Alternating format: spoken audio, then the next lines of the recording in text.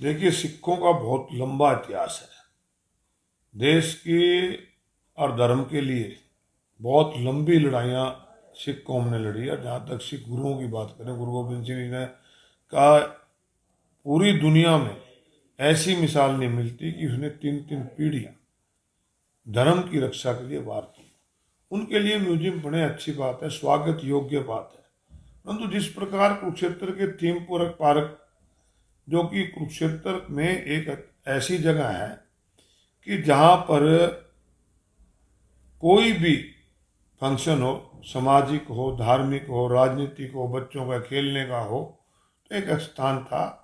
तो मुझे नहीं समझ लगती कि किस तरह से या कैसे वो जगह दी गई, परंतु वो जगह देना ही ठीक नहीं था। सिख म्यूजियम बने, बहुत अच्छी बात है, बहुत सुंदर बने। और मैं तो कहता हूँ कुरुक्षेत्र डेवलपमेंट बोर्ड के पास बहुत ज़मीन कुरुक्षेत्र के अंदर अब भी पड़ी है, वहाँ पर उनको बहुत भव्य म्यूजियम बनना चाहिए। और जो विधायक जी कह रहे हैं कि मैंने ले ली, मैंने दे दी, आप कह रहे हो, ना तो विधायक जमीन देने वाला, ना विधायक लेने वाला। ये तो कुरुक्षेत्र डेवलपमेंट बोर्ड का निर्णय है, जिसके अध्यक्ष गवर्नर साहब हैं। उनका निर्णय जब आएगा तो अच्छी बात है। जमीन वापस अगर उन्होंने प्रयास किया है तो ठीक बात है, जमीन वापस होनी चाहिए, जमीन देना ही गलत था। तो विधायक जी का अब दावा है कि जीटी रोड पर जमीन दी जाएगी। देखिए, ये सब हवाई बातें हैं, जीटी रोड पे जमीन ली जाएगी।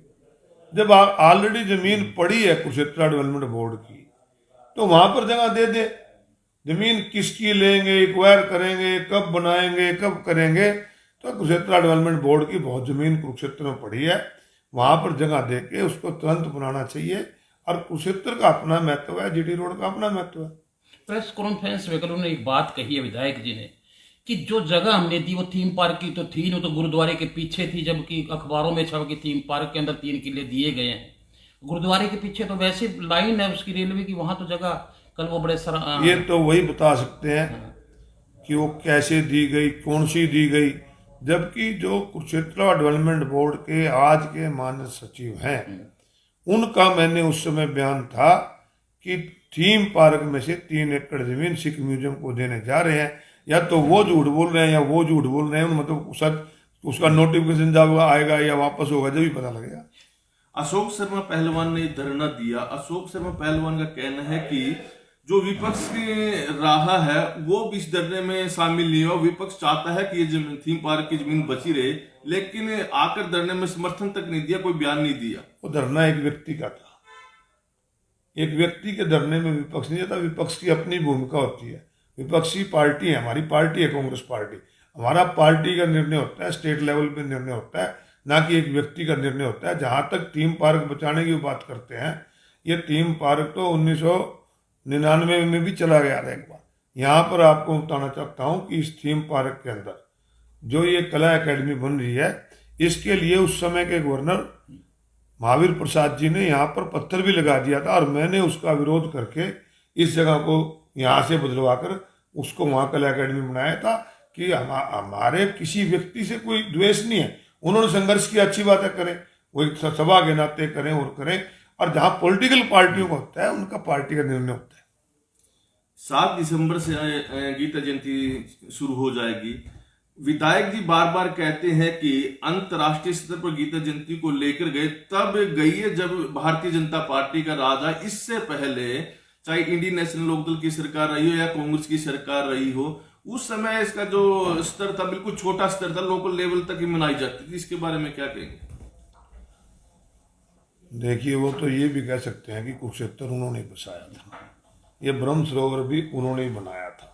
कुरुक्षेत्र का जो भी स्वरूप है सारा उन्होंने दिया है, वो कह सकते हैं। परंतु जहाँ तक आप लोग हैं, आप लोग स्वयं यहाँ के रहने वाले हो, यहाँ बरसों से रह रहे हो, ये जो आज बात करते हैं, जिस समय यहाँ पर सरकार एनडीए की थी, चौटाला हाँ मुख्यमंत्री थे, मैं मंत्री था, जो उपराष्ट्रपति आज ये बुला रहे हैं, उस समय उपराष्ट्रपति आगे इनोग्रेशन करते थे।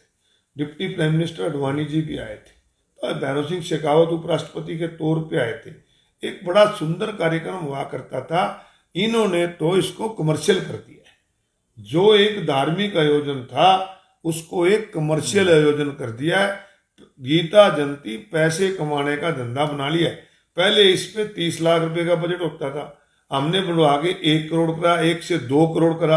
अब ये कहते हैं इसमें स्वयं पैदा करो ताकि लोगों पे पैसा लो और लोगों पे लगाओ। अब मेरी बात सुनो, अब ये दुकानें किराए पे देंगे, झूले किराए पे देंगे, अगर उसको कमर्शियल कर देंगे तो पैसा किसका निकलेगा? किसकी जेब से निकलेगा? आपकी जेब से निकलेगा, जो आएंगे उनकी जेब से निकलेगा।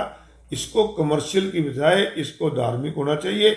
और मैंने पहले भी कहा था कि वहां पर ब्रह्म सरोवर के अंदर धार्मिक आयोजन होने चाहिए, ब्रह्म सरोवर के अंदर प्रदर्शनी लगनी चाहिए, सामाजिक प्रोग्राम होना चाहिए, कमर्शियल एक्टिविटी सारी ब्रह्म सरोवर के बाहर होनी चाहिए। ब्रह्म सरोवर जो है एक तीर्थ है, ना कि मेला स्थान है। गीता जयंती को आप तो बड़ी नजदीक है जी, आपने बड़ा मुद्दा उठाया था साफ सफाई को लेके। साफ सफाई तो आज भी ना, गीता जयंती 7 तारीख को शुरू हो रही है, लेकिन सफाई व्यवस्था में कोई सुधार दिखाई नहीं देता, क्योंकि आपने तो बड़े पैमाने पे वहां जाके दिखाया भी, उसको लेके बड़ी आवाज भी उठाई। तो कहाँ फेल हो जाता है जी प्रशासन, क्यों नहीं ध्यान दे पा रहा है? सरकार की प्रशासन पे कोई पकड़ नहीं है। जब हमने इसकी आवाज उठाई आप लोगों के माध्यम से कि 35 करोड़ रुपया मेंटेनेंस पे खर्च किया, वो कहाँ है?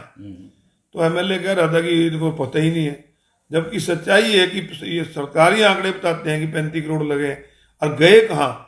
वो आज भी मैं पूछता हूँ कि 35 करोड़ का एक हिसाब होना चाहिए कि 35 करोड़ मेंटेनेंस पे आप खर्च कर रहे हो, गया कहाँ? आज भी पत्थर टूटे पड़े, और जो पत्थर बदले हैं